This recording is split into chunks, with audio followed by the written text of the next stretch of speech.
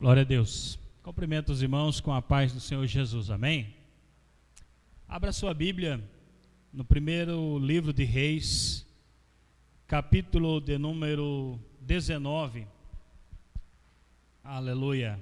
Primeiro Reis, capítulo 19. Nós vamos ler o versículo de número 9. Para a glória do nome do Senhor Jesus. Estou grato a Deus por sua infinita misericórdia, que nos concede a oportunidade de estar na casa do Senhor para podermos louvar o nome dEle, que Ele é digno, e também ouvir a sua palavra. O bom é que Deus ainda fala conosco, e a palavra de Deus realmente pode direcionar a nossa vida, dar um novo rumo para nosso viver. Grato a Deus pela presença dos irmãos que estão conosco, né? Evangelista Denilson, glória a Deus pela vida do irmão. A irmã Selma, que é a nossa vizinha, né? Está aí conosco. A irmã Marlene também. Deus abençoe, viu? Quando quiserem vir, sejam bem-vindos a este lugar. Palavra do Senhor em primeiro livro de Reis, capítulo 19, e o versículo de número 9, está escrito da seguinte maneira: E ali entrou numa caverna e passou ali a noite. E eis que a palavra do Senhor veio a ele, ele disse: Que fazes aí, ou que fazes aqui, Elias? Amém? Pode se sentar. Eu quero hoje falar para você que Deus, Ele vai te tirar desta caverna. Eu não sei como que você chegou aí, não sei por que você entrou, mas uma coisa eu tenho certeza: Deus vai te tirar desta caverna e vai te dar uma vida vitoriosa em nome do Senhor Jesus. O nome de Elias significa: o Senhor é meu Deus. E Elias, ele fugiu de Jezabel e foi para o Monte Horebe. O Monte Horebe, do hebraico, significa uma terra deserta ou um lugar seco. Esse lugar, ele é o mesmo Monte Sinai. Ele é o mesmo Monte Sinai. Monte Horebe, Monte Sinai é o mesmo lugar. E esse Monte Sinai, ele existe até hoje, irmão. Esse Monte Horebe, ele está lá, ele não sumiu do mapa.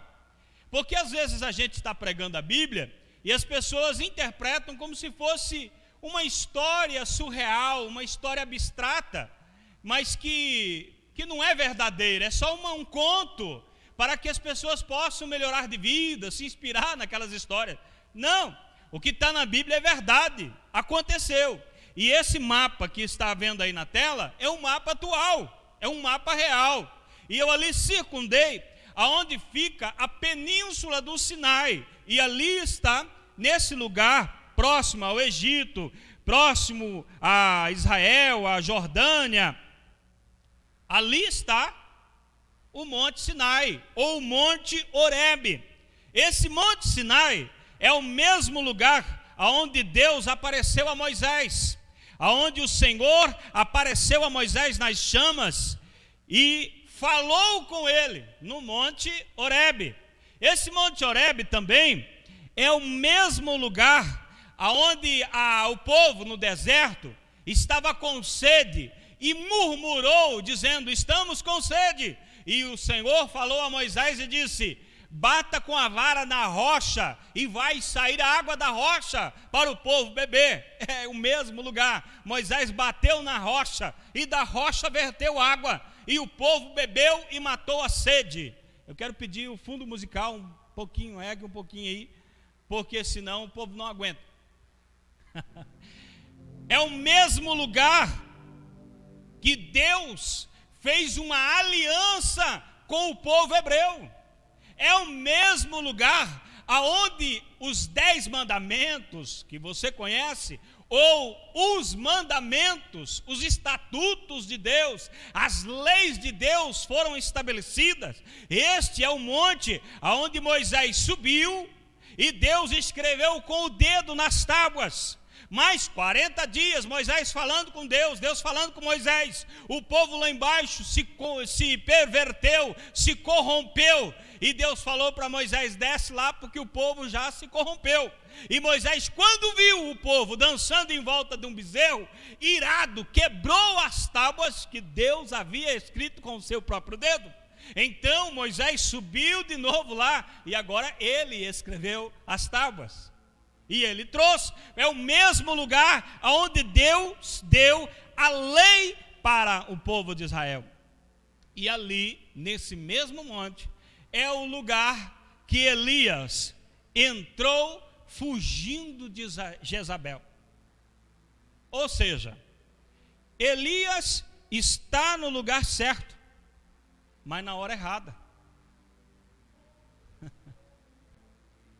Não era para ele estar ali, era para ele estar fazendo a vontade de Deus, cumprindo o propósito de Deus, obedecendo ao chamado, sendo levado pelo Espírito do Senhor para cumprir o seu propósito, mas ele fugiu por sua vida e se escondeu na caverna. Se escondeu na caverna. Quem era esse Elias? Elias sempre foi respeitado em todos os tempos. Elias era um homem poderoso. Sim, Elias era um homem poderoso. 1 Reis capítulo 17, versículo 1, está escrito assim: então Elias, o tisbita, dos moradores de Gileade, disse a Acabe: vive o Senhor Deus de Israel, perante cuja face estou, que nestes anos nem orvalho nem chuva haverá, senão segundo a minha palavra. Se um homem desse não é poderoso, então quem é?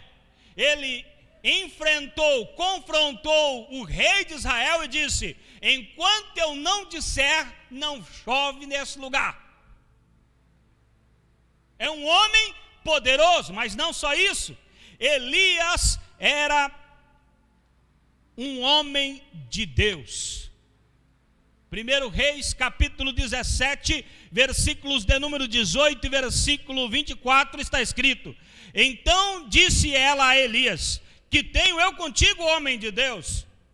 O versículo 24: então a mulher disse a Elias: nisto conheço agora que tu és um homem de Deus, e que a palavra do Senhor na tua boca é a verdade. Porque a mulher teve um filho, e o filho morreu, mas Elias foi lá, pela obra do Senhor, pela vontade do Senhor, dirigido pelo Espírito do Senhor, e o menino reviveu. Então a mulher disse: verdadeiramente tu és um homem de Deus. Mas não só isso, Elias era um homem de decisão. Está escrito lá no capítulo 18, versículo 21, que o povo estava adorando ao Deus verdadeiro, mas ao mesmo tempo adorando ao Deus Baal, que era um Deus falso, Deus de outras nações, um Deus pagão. Eles se curvavam ao Deus de Israel, mas também se curvavam a Baal.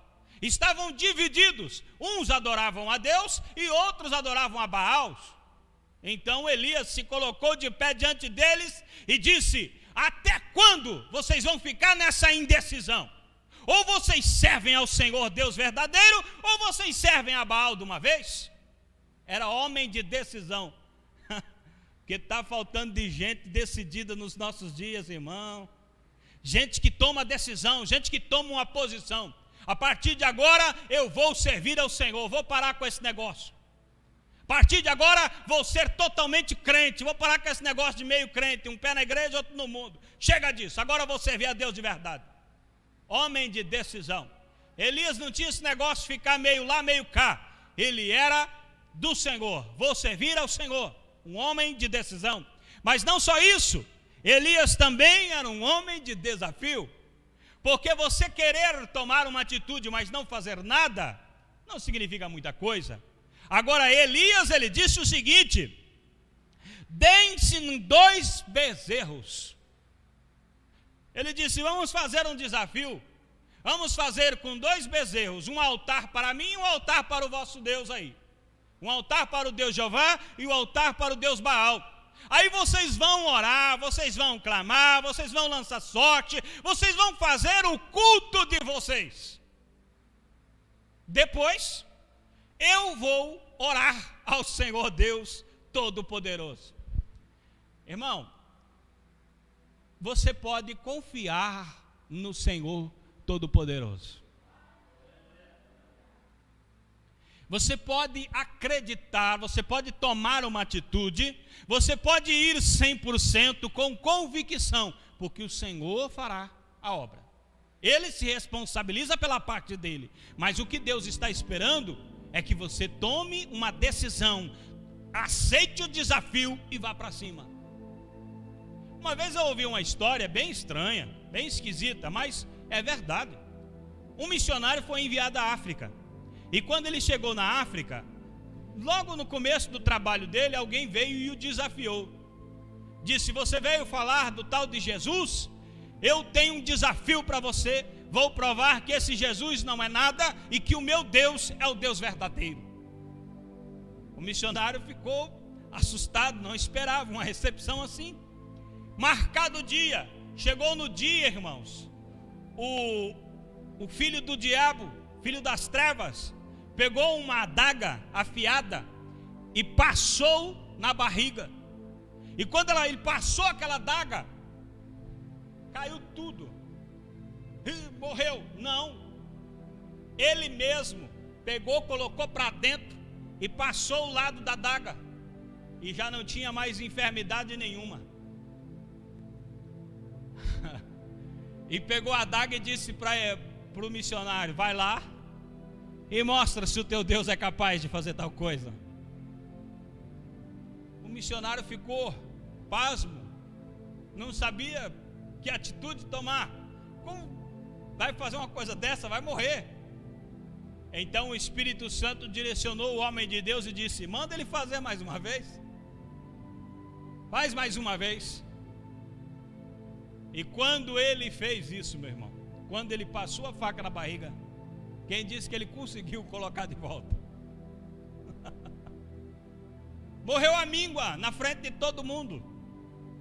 Aí as pessoas ficaram todas assustadas, porque aquele era o bruxo respeitado. Então o missionário assumiu a palavra e disse: o Deus a quem eu servo, Ele é o Deus que controla a vida. Ele é realmente a vida. O restante é tudo conversa, é tudo bruxaria, é tudo coisa passageira. Mas o Deus que eu sirvo é um Deus verdadeiro. E pregou a palavra e muitos se converteram. Aceite o desafio, porque o Senhor está na tua vida. Meu irmão, muitas vezes nós perdemos de ser abençoados, porque nós não aceitamos o desafio. Nós não nos propomos a ver Deus agir. Quer um exemplo? Quantas vezes você está com uma enfermidade e o Espírito Santo fala ao seu coração: ora que a enfermidade vai sumir. Aí você diz: não, eu vou no médico mesmo. Você não crê. Se você cresce, Deus faria a obra. Eu sei de uma história de um moço que um pregador de renome, muito usado em curas e milagres, estaria na cidade. E ele disse: mulher, eu quero chegar cedo, eu quero ver esse homem bem de pertinho. Era novo convertido, estava naquela vontade. E ele foi para a igreja. Chegou, o culto ia começar às 7 horas, 5 horas da tarde ele já estava lá. Aí os irmãos: meu Deus, mas o culto vai começar às 7 horas. Fala: não tem problema, eu quero sentar aqui na frente. E sentou logo nos primeiros bancos. Quando foi chegando mais perto do culto, depois das 6, começou a encher o lugar, e os paralíticos, os doentes, os cegos, os coxos, eram trazidos todos ali, e ele ficou meio que no meio dos doentes ali. De repente, começa o culto, a banda toca, cantor convidado canta, e entra para a parte da mensagem, e o homem de Deus começa a pregar. E na mensagem ele dizia: o poder não é meu, o poder é de Deus. Quem faz a obra não sou eu, quem faz a obra, quem opera o milagre é o Senhor Todo-Poderoso. E na mesma maneira que Deus me usa, pode usar você aqui. E quando ele fez assim, você aqui, o irmão olhou para a mulher e disse: você viu? Ele apontou o dedo para mim. E a mulher disse: não, ele está dizendo você, ele está dizendo todos, não é você, é todos, você, qualquer um, você. Não, ele apontou o dedo para mim. E o pregador continua pregando e dizendo: se você crer, Deus vai te usar. Se você crer, Deus te usa hoje aqui. E ele disse: ó, tá vendo, esse homem apontou o dedo de novo para mim. Eu acho que hoje Deus vai me usar para acontecer alguma coisa diferente aqui. E a mulher disse: calma, homem, não faça loucura, porque ele está falando com o povo, não está falando diretamente com você. Mas na terceira vez que o pregador disse: Deus vai te usar hoje aqui, ele estava do lado de um paralítico, pegou a mão do paralítico e disse: levanta dessa cadeira. E o paralítico acreditou, tentou se levantar e caiu. Aí ficou aquele alvoroço. O pastor olhou e falou: meu Deus, olha lá. Aí foram lá, colocaram o homem na cadeira, e ele ficou todo abatido, triste, decepcionado, frustrado. Passando o tempo, o pregador pregando, e o pregador começou a dizer: você tem que crer, confiar que quem faz a obra é Deus. E se você realmente crer e você determinar em nome de Jesus, Deus faz o milagre. E quando o pregador falou: se você determinar em nome de Jesus, a luz iluminou o lugar. E ele já olhou para o paralítico de novo e disse: agora sim, em nome de Jesus, levanta desta cadeira. O homem deu um salto e começou a andar curado. O que é isso? Isso é desafio. Aceitar o desafio, acreditar na palavra. Tem muita coisa na Bíblia que, se o crente acreditasse, ele sofria muito menos. O problema é que ele não aceita o desafio. Ele sempre prefere: ora por mim. Ei, você, ora por mim.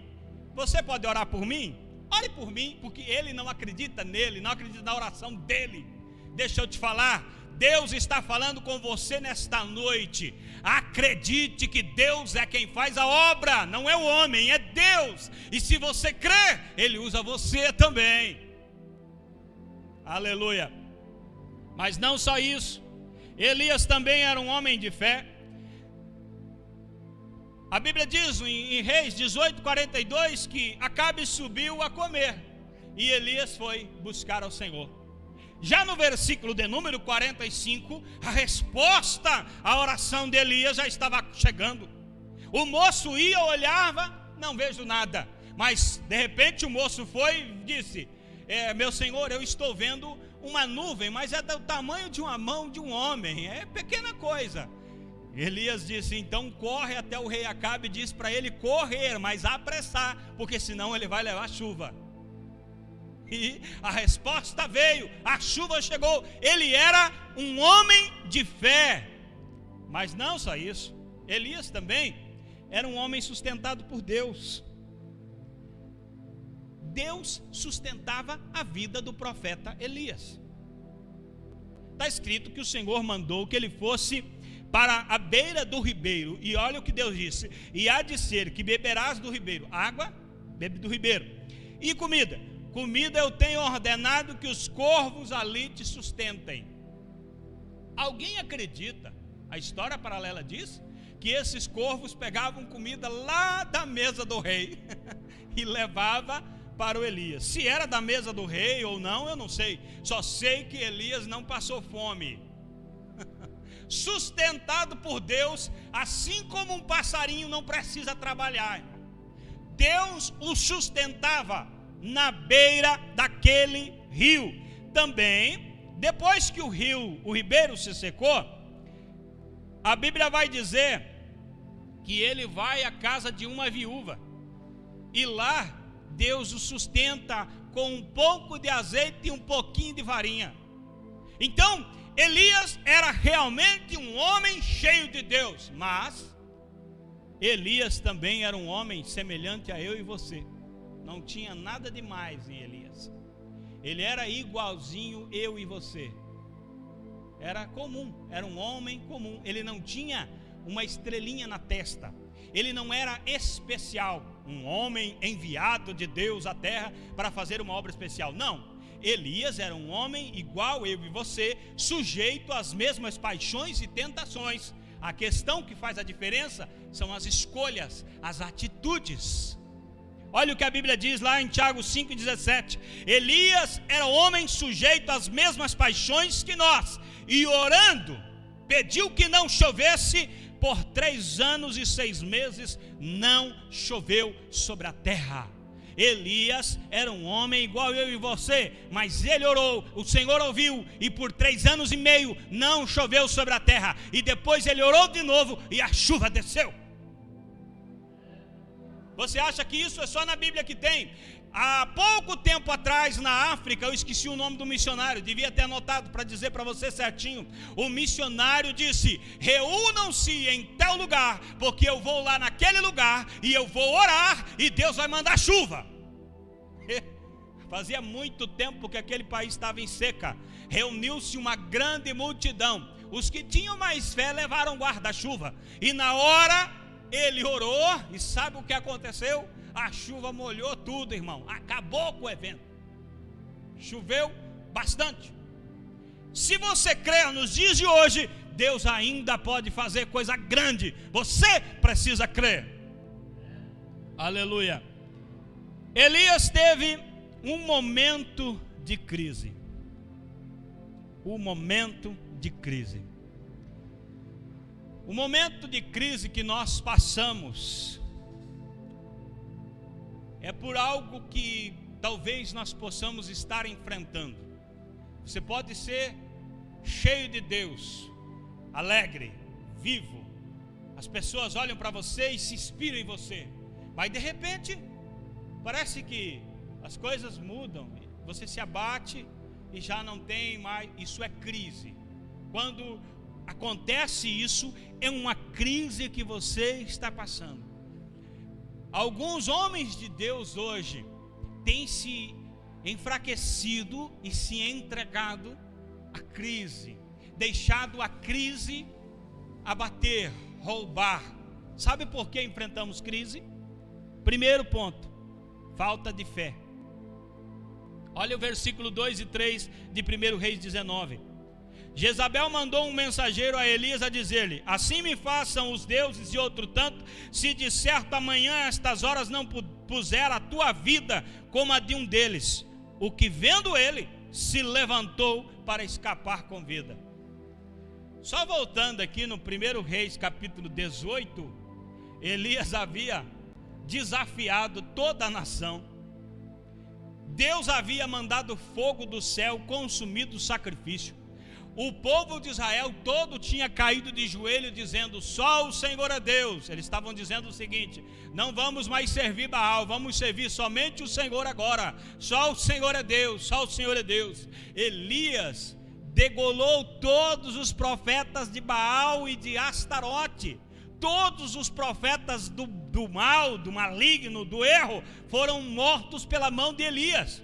E agora Jezabel diz para ele, manda um recado para ele, diz assim: olha, se amanhã, de manhã, você não tiver morto igual um dos profetas que você matou, Elias pegou e escapou. Elias fugiu. Irmão, se Deus lhe deu poder para derrubar, alguns acreditam 850 profetas.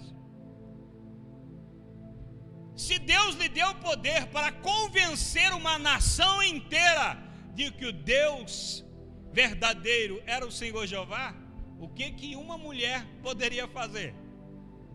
Mas nesta hora faltou fé e Elias fugiu. E a Bíblia diz em Hebreus capítulo 11 versículo 6: sem fé é impossível agradar a Deus. Quando você deixa de usar a sua fé, você deixa de agradar ao Senhor. Quando você não exercita a sua fé, você magoa o Espírito de Deus. Você entristece a vontade de Deus para com a sua vida. Use mais a sua fé, exercite a sua fé. Acredite na palavra de Deus. Pastor, eu não sei o que é fé. Sabe sim. Fé é a certeza das coisas que se esperam, é a convicção das coisas que não se veem. Pela fé, você não precisa de estrada, você simplesmente caminha. E as pessoas dizem: para onde ele está indo? Ele está indo na direção da luz. Mas eu não estou vendo luz nenhuma. Mas ele está vendo, por isso ele está andando. Mas cadê a estrada que ele está andando? Não sei, ele está vendo, ele está andando. A fé é assim. Não existe limite. O camarada pega um copo vazio e bebe água, porque tem fé. Aí você diz: é louco bebendo num copo vazio? Não, é fé. Ele crê no Deus Todo-Poderoso e Deus executa pela sua vontade, pelo seu poder. Isso é fé.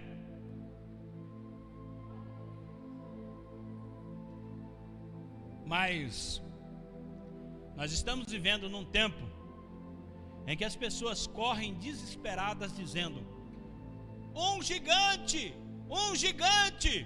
Aí você corre para socorrer a pessoa. Quando você olha para trás, fala: não, minha senhora, a senhora se enganou. O nome disso é anão. Gigantes são os grandão, os pequenininhos é anão. A pessoa vê uma brisa e grita: tempestade, tempestade. Não, senhora, isso é uma brisa, nem chovendo tá. A garoinha parece uma tempestade. As pessoas estão deixando a igreja por qualquer coisinha. Eu não vou mais servir a Deus, não aguento mais, a luta está grande. O que foi, irmão? 2 talões de luz, pastor. Oxe, todo mundo tem 2 talões de luz, irmão.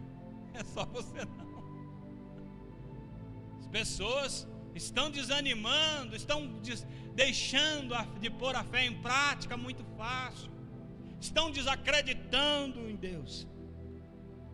Põe a sua fé em ação. Acredite, o Deus que nós servimos, Ele é todo poderoso para te tirar de qualquer situação. Mesmo que seja impossível, Ele te tira de lá e te faz assentar entre os poderosos, para que o nome dEle seja glorificado. Também, falta de coragem. Ele entrou numa caverna e passou a noite ali. Isso é o que? Falta de coragem. Quando falta coragem, você tenta se esconder, você tenta fugir. Uma vez eu disse para alguém que não me entendeu direito. Eu disse para ele: problema, irmão, ele existe para ser resolvido. Problema, a gente não foge de problema. Problema a gente encara de frente e resolve. Se você nunca resolver problema, sempre fugir de problema, vai chegar um tempo que não tem mais para onde fugir, porque os problemas cercaram você. Eu não sei se eu já contei a história do pastor Cosmo aqui. O pastor Cosmo teve um problema. Chegou na igreja e a irmã disse para ele: pastor, por favor, não passa na rua tal, porque se o senhor passar naquela rua, vão matar o senhor. Mas por quê? Não, porque o senhor falou para a irmã que ela devia largar o marido, e por isso o marido dela vai te matar. Eu não mandei ela largar do marido, mas ele sabe que você mandou largar, então vai te matar. Aí ele disse para a irmã, falou: faz o seguinte, irmã, dirige o culto. Mas onde o senhor vai? Vou lá conversar com o marido da irmã. Mas ele vai te matar. Então então morri, irmã. E ele desceu lá. Chegou lá, irmão, para encurtar bem a história, o homem, quando viu, fez cara feia, não queria recebê-lo. Tinha outro pastor lá para o aconselhar, e disse para o irmão Cosmo: pastor Cosmo, vai embora, homem, não evite confusão. Não estou fazendo confusão, eu vim resolver um problema. Quando não tinha mais jeito, o marido da mulher foi conversar com ele. Aí ele disse: e por que o senhor quer me matar? Andam dizendo aí que o senhor quer me matar, eu quero saber por quê. Quero morrer sabendo. Aí ele disse: porque o senhor mandou a minha esposa largar de mim. Não, eu não mandei não, irmã, vem cá. Eu mandei a senhora largar desse homem? Não, pastor, é que eu falei uma coisa para ele, ele entendeu outra e agora está com esse negócio. Não, de maneira nenhuma, eu nunca mandei a senhora largar dele, nunca mandei ela largar do senhor. O que eu falo é que ela deve servir a Deus com coração verdadeiro, com integridade, porque assim o senhor também pode até procurar uma igreja amanhã depois. O homem falou, mas então o senhor me desculpe, eu estava mal informado, mas então já que o senhor está aqui, vamos tomar um café junto? Vamos tomar um café. Final da conversa ele disse, pastor, a minha esposa está liberada para ir para a igreja quando quiser. Tá bom, pastor? E o senhor é bem-vindo em minha casa, quando o senhor quiser. E o dia que der certo, eu vou na igreja com ela. Tá bom assim? Tá bom, então tá bom. Então estou indo para o culto. Irmão, problema tem que ser resolvido. Se você não resolver o problema, um problema vai criar outro problema. E de repente é tantos problemas que você não consegue mais resolver. Então não fuja, seja corajoso, resolva os seus dilemas. Não fuja, enfrente os seus medos e você vai se tornar um homem forte, um homem vencedor. Não fique aí com medo de barata, medo de aranha, medo do vento, medo de cair, medo de andar, porque daí você não vai viver. Tenha coragem. Estou falando sério, tem gente que tem medo de tudo. Agora não é medo mais, agora é fobia. Agora acabou esse negócio de medo. A pessoa disfarçou o nome do medo, agora é fobia. Formigofobia, baratofobia, ratofobia, tudo fobia agora. Tem medo de tudo. Não, é tudo fobia. Às vezes passamos por momentos de crise por causa de outra coisa. Complicado, mas verdadeira. 1 Reis, capítulo 19, versículo 4, ele diz: foi sentar-se debaixo de um zimbro e pediu para si a morte. E disse: já basta, ó Senhor, toma agora a minha vida, pois não sou melhor do que meus pais. Esse homem aqui, que havia matado todos os profetas de Baal e Astarote, que tinha feito aquela revolução na nação, agora vai debaixo de uma figueira brava e diz: Senhor, me mata. Mas é uma coisa ilógica, porque ele fugiu de Jezabel para não morrer, e agora está lá debaixo de um zimbro pedindo: Deus, me mata. Mas por que não ficou lá então que a Jezabel matava? Você quer morrer? Se quer morrer, ficasse lá. E ele diz: Senhor, tira minha vida, eu não sou melhor do que meus pais. O que é isso? É reclamação, murmuração. Irmão, eu sempre digo: não murmure de Deus. Passa a prova ou calado ou cantando, mas não murmurando. Prova todo mundo passa, tentação todo mundo passa, mas não murmura, porque Deus não tolera murmuradores. Murmuração tem preço. Todos os que murmuram pagam o preço pelas murmurações. Então não murmure, ou se cala ou canta. Tem gente que consegue, irmão, passa pela prova dando glória a Deus, como diz o hino do irmão Lázaro. Mas não murmura, porque só traz problema. Também por atitudes de desespero. Ele estava desesperado, por isso ele tomou essa atitude. Mas a palavra do Senhor diz, lá no Salmo de número 20, versículo 7: uns confiam em carros e outros em cavalos, mas nós faremos menção do nome do Senhor.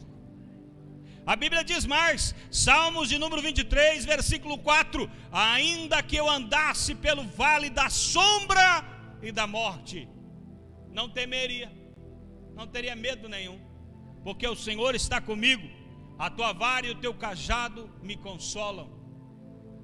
Não só isso, Salmo 125, versículo 1: os que confiam no Senhor nunca se abalam. São como os montes de Sião que não se abalam, permanecem para sempre.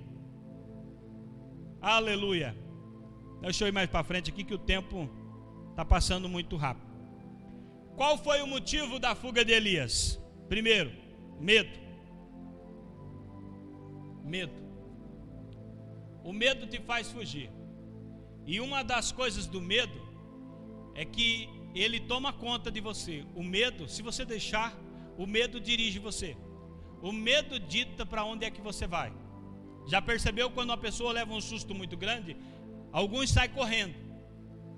Se você perguntar para ele aonde você está indo, ele não tem ideia de onde ele está indo. É o medo que deu aquela direção para ele e ele está indo. Esses dias até vi no Facebook uma pegadinha. O rapaz está correndo, aí o outro está vindo, corre, corre, corre. Ele sai correndo também junto. Aí de repente, mas estão correndo do quê? Não está correndo de nada, é uma pegadinha. Só correu à toa. Quando ele chegou a uma altura, ele falou, mas eu estou correndo do quê? Parou e continuou a sua caminhada. O medo faz com que as pessoas corram sem saber do quê. Algumas pessoas perdem a ação, não conseguem mais falar, não sai voz. Quer gritar, mas não consegue. É o medo controlando você. O medo paralisa, o medo dirige, o medo te aprisiona. E sabe o que eu tenho para dizer para você? Aquele que serve ao Senhor não precisa ter medo. Não precisa ter medo. Sabe por quê? A palavra do Senhor diz que o verdadeiro amor lança fora o medo. O verdadeiro amor é quem? É Cristo. Quando Cristo entra dentro do seu coração, o medo desaparece. Tem que ir embora. Cristão que tem medo, crente que tem medo. Ai, pastor, Deus o livre. Um macumbeiro está morando perto da minha casa, pastor. Misericórdia. Que é isso, filho? Maior é o que está contigo do que o que está lá fora. Se Jesus está na tua vida realmente, você não precisa ter medo dessas coisas. Agora, se você tem dúvida, aí é complicado, né? Outra coisa, cansaço. Ele foi ao deserto, caminho de um dia, e foi sentar-se debaixo de um zimbro e pediu para si a morte. Irmão, às vezes as coisas que acontecem na nossa vida, a consequência, uma coisa levando a outra, desencadeia um cansaço na pessoa, que a pessoa para, desiste, abandona, não quer mais. Sempre, quando você for tratar da doença do século chamada depressão, o psicólogo vai falar o que desencadeou a depressão. Alguma coisa aconteceu que a pessoa não suportou mais, foi pesado demais e a partir dali ela desistiu. A partir dali ela se entregou ao cansaço. Foi muito pesado para carregar, foi muito difícil de continuar. Talvez seja o que tenha conhecido com o profeta Elias. Uma coisa em cima da outra, uma coisa mais uma notícia a par da outra, uma notícia outra, ele desanimou, cansou. Olha só o que nós vamos encontrar também. O versículo de número 10, nós encontramos tristeza. Os filhos de Israel deixaram a tua aliança, derrubaram os teus altares e mataram os teus profetas à espada, e só eu fiquei, e ainda buscam me matar. Esta era o conjunto de informação que Elias tinha, e isso lhe fazia causar tristeza. Estava triste. Por quê? Por que continuar? Olha só como a situação está. Também o motivo da fuga, desânimo. Eu li antes o versículo de número 10, o versículo de número 14, ele diz a mesma coisa. Os filhos de Israel deixaram a tua aliança, derrubaram os teus altares e mataram os teus profetas à espada, e só eu fiquei, e buscam me matar. 2 vezes ele respondeu essa mesma palavra para o Senhor Deus. 2 vezes. Era a informação que ele tinha, é aquilo que estava impregnado em sua cabeça. Por isso ele estava com medo, triste, desanimado, cansado. Me lembrei do pastor Abílio.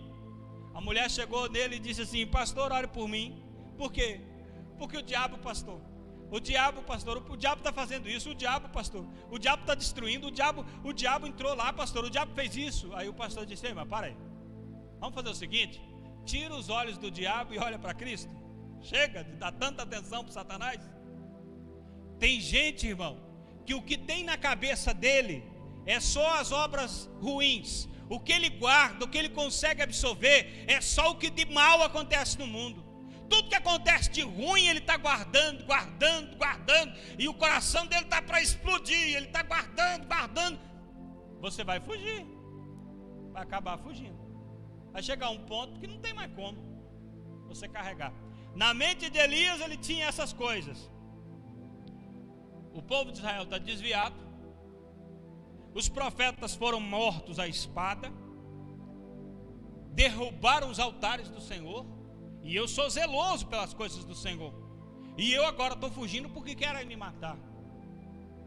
Isso estava tão impregnado na cabeça dele, que parece que ele esqueceu que há pouco tempo atrás, ali, poucos momentos atrás, ele desafiou toda aquela nação e provou que o Senhor é o único Deus, e todo o povo caiu de joelho e disse: só o Senhor é Deus.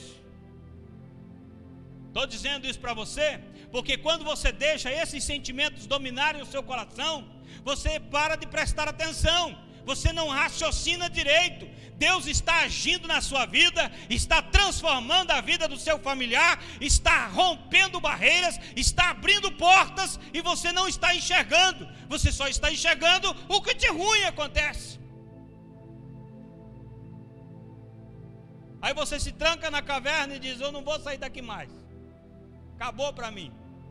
Mas Deus veio te dizer: sai daí, teu lugar não é aí trancado, eu tenho algo novo para a sua vida.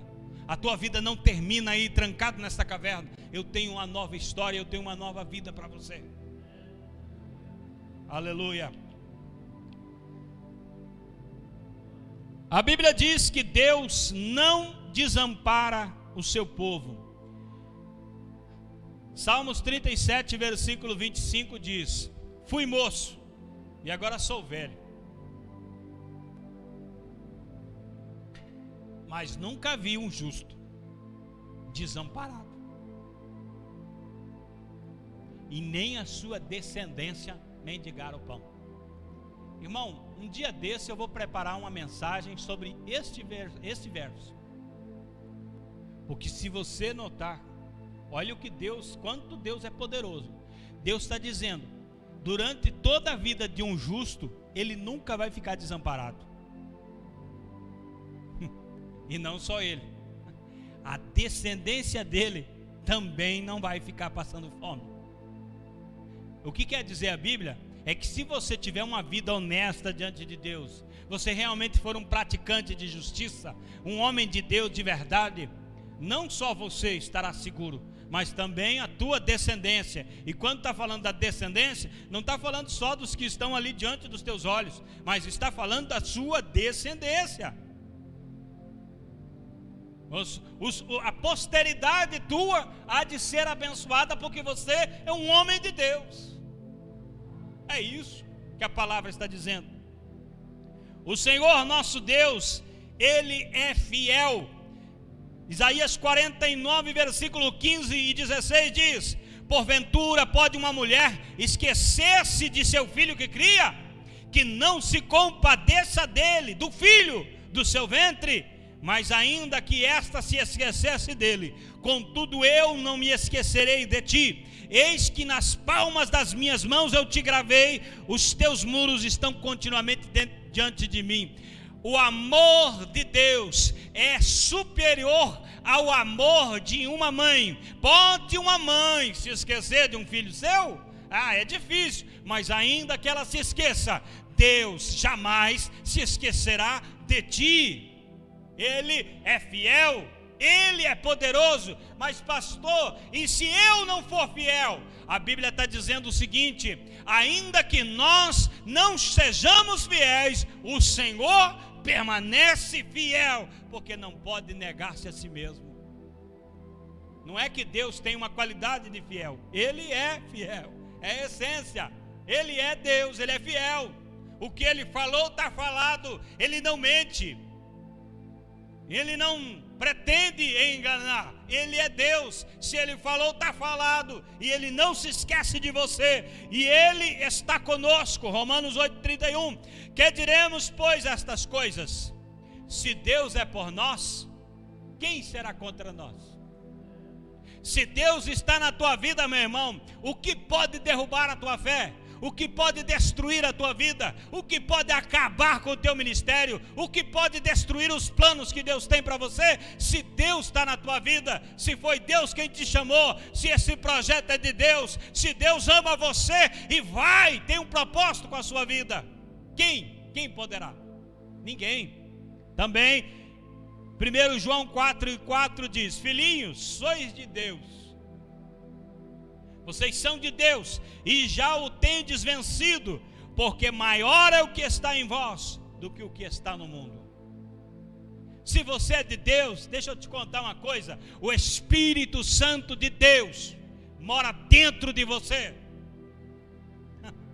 Eu estou falando que Deus que fez o monte fumegar, o Deus que multiplicou água, multiplicou pão e peixe, que andou por cima da água, Ele mora dentro de você. Ei, não, esse aí foi Jesus. Jesus disse: eu não vos deixarei órfãos, mas enviarei outro. Quer dizer, outro da mesma espécie, o mesmo. O Deus Pai, Deus Filho e Deus Espírito Santo é o mesmo. O próprio Deus Todo-Poderoso está morando dentro de você. E você com medo da chuva, com medo de quem ameaçou, de quem disse que vai te tirar da igreja, de quem falou isso ou falou aquilo. Creia na palavra do Senhor, dê crédito ao Senhor Todo-Poderoso e não escute a voz do diabo mais. A Bíblia diz que Ele é o nosso refúgio e fortaleza. Salmos 46, versículo de número 1. E continua o salmo dizendo: ainda que as águas rujam e se perturbem, ainda que os montes se abalem, o Senhor se levanta, Ele dá um brado e tudo vai por terra. As nações se levantam, se embravecem, e o Senhor levanta a sua voz, a terra se derrete. Esse Deus Todo-Poderoso é por você. Esse Deus Todo-Poderoso mora dentro de você. Por que você ainda está aí parado? Porque você ainda está escondido, cauteloso, sem saber o que fazer. A Bíblia diz também que Ele é o nosso amparo. Salmo 18, versículo 18. Surpreenderam-me, pegaram-me de surpresa no dia da minha calamidade, mas o Senhor foi o meu amparo. Mesmo nos dias maus da tua vida, quando alguém te ataca nesse dia, o Senhor ainda está pronto a amparar a tua vida. Não corra para outro lugar, corra para o Senhor. E Ele também é a nossa vitória. Provérbios 21, 31. Prepara-se o cavalo para o dia da batalha, porém do Senhor vem a vitória. O que o provérbio está dizendo é o seguinte: você trabalha, você planeja, você faz isso, você faz aquilo, mas sabe quem vai te dar a vitória? O Senhor. Se o Senhor não estiver na casa, meu irmão, você vai trabalhar e vai continuar trabalhando. A vitória nunca vai ter. Mas se o Senhor estiver na tua vida, você trabalha, opa, vitória, mais um pouquinho, opa, mais vitória, aleluia, mais vitória, trabalhei mais outra vitória, glória a Deus por isso. É o Senhor quem dá a vitória, então creia no Senhor. 1 Coríntios capítulo 15, 57, graças a Deus que nos dá a vitória por nosso Senhor Jesus Cristo. 2 Coríntios capítulo 2 e versículo 14, e graças a Deus que sempre nos faz triunfar em Cristo. Em Cristo você não foi chamado para ter uma vida de muitas lutas e muitas derrotas, mas sim uma vida de vitória. O Senhor quer te fazer vencedor. E Deus está falando hoje aqui, irmão. Deus está falando aqui. A Bíblia diz no texto aqui, você pode ler em casa o capítulo inteiro de 1 Reis 19 para você entender. Mas o Elias estava esperando lá dentro do monte, e veio um vento, e veio fogo. Mas sabe quando é que Elias ouviu a voz de Deus? Quando veio uma calmaria, uma brisa suave, uma voz mansa. Então Elias veio e se pôs à porta. Você que serve a Jesus, você que entregou a sua vida para Deus, você que agora diz que é cristão, de que vai morar no céu, uma coisa você precisa aprender. Se você não aprender isso, você não vai ter sucesso dentro da igreja. O que é que você precisa? Você precisa aprender a ouvir a Deus. Deus fala? Fala. Como Deus fala? Deus fala através da palavra. Por exemplo, essa palavra que está sendo pregada é Deus falando. É a Bíblia, a palavra de Deus. Não é palavra de homem, é a palavra de Deus. Eu estou usando a Bíblia de todo lado aqui para transmitir uma mensagem para você. Mas é toda a palavra de Deus. Deus fala através da palavra de Deus. Deus também fala através dos seus profetas. Uma pessoa é tomada no chamado dom de profecia. O que é dom de profecia?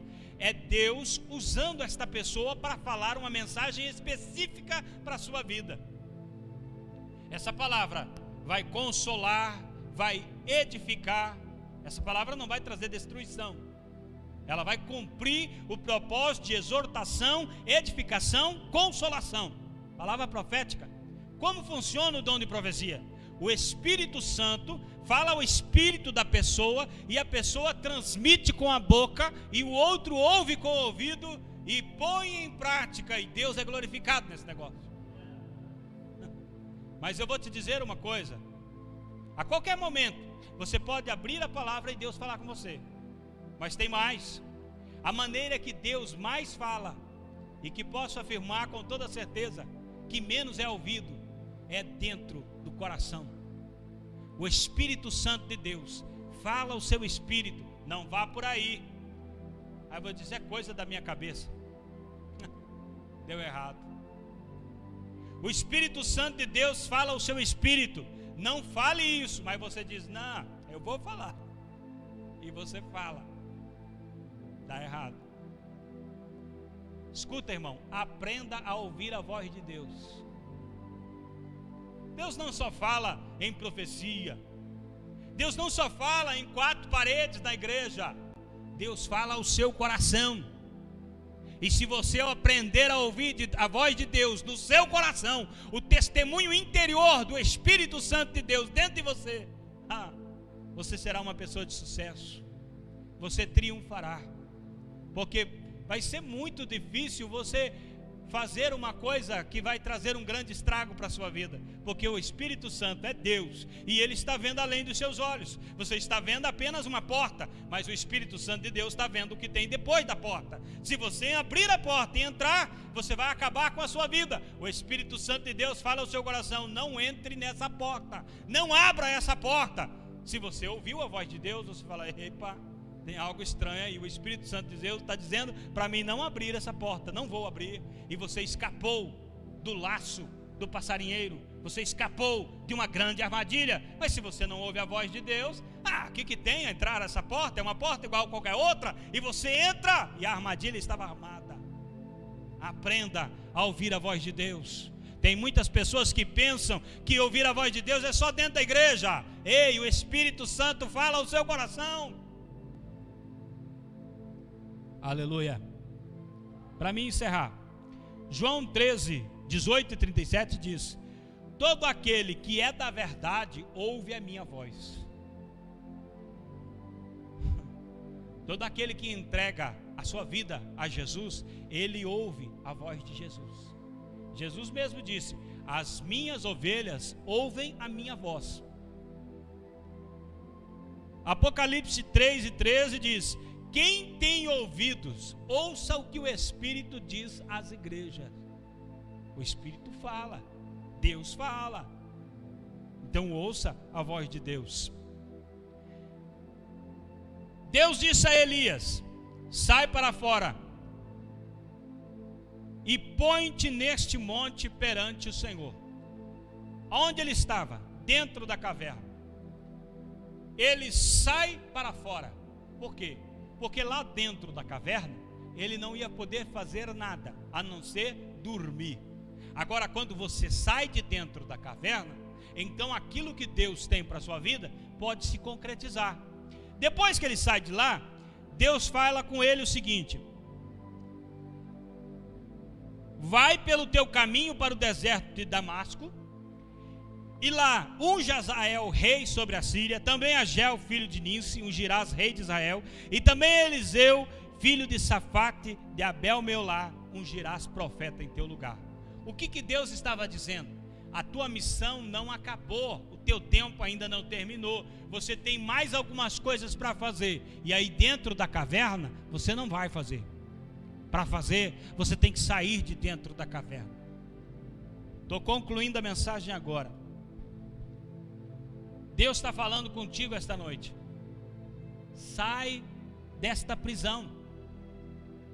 Se você não sair de dentro desse emaranhado que você criou, desse aprisionamento, alguns de comodismo, outros de vaidade, outros de medo, outros estão amarrados pelas coisas desta vida. Tantas prisões seguram as pessoas dentro da caverna. Se você não sair daí, não tem como você continuar a caminhada, não tem como você continuar aquilo que Deus tem para a sua vida. Então sai desta caverna. Deus está falando com você. Deus falou através da palavra e vai continuar falando ao teu coração. O testemunho do Espírito Santo vai te direcionar. Se você quiser ouvir, serás abençoado. Mas se não quiser ouvir, fica a seu critério. Se coloca de pé.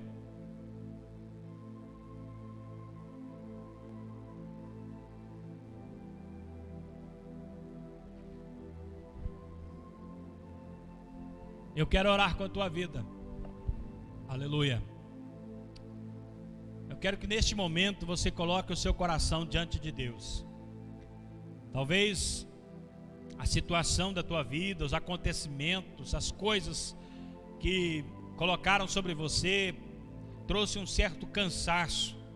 E você, frustrado por não conseguir resolver todas as coisas, por algumas coisas saírem do controle, talvez você esteja meio desanimado, meio abatido, entristecido, e essa crise parece que não vai embora. Mas hoje, em nome do Senhor Jesus, nós vamos orar e o Senhor vai falar forte ao seu coração agora, e você vai sair deste momento, desse dilema, e vai ter uma história maravilhosa daqui para frente. Em nome do Senhor Jesus, Deus Todo-Poderoso, Deus fiel e verdadeiro, a tua palavra, Senhor, foi ministrada de acordo com o teu propósito, de acordo com a tua vontade. Em nome de Jesus, ó Deus Todo-Poderoso, Espírito Santo que convence o homem do pecado, da justiça e do juízo, em nome do Senhor, entra com providência agora. Se alguém está colocando o coração com sinceridade diante da tua presença, em nome de Jesus, que as suas palavras sejam ouvidas e que sejam, meu Deus, arrebentadas as cadeias, os laços, e que essa pessoa seja livre para a glória do teu santo e exaltado nome, em nome de Jesus. Amém. Eu volto a palavra.